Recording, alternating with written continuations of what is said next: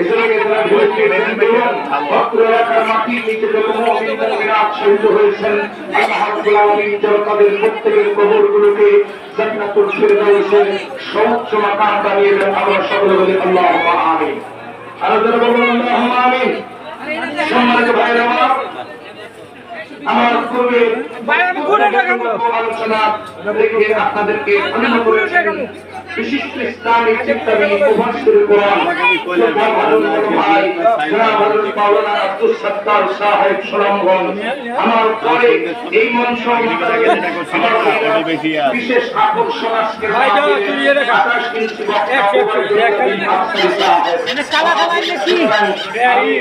কথা লম্বা করবো না, সরাসরি মূল আলোচনায় চলে যাব। আমি আপনাদের সম্মুখে পবিত্র কোরআনুল কারীমের ৭৪ নম্বর সূরা, সূরাটির নাম হলো সূরা মুদ্দাসসির।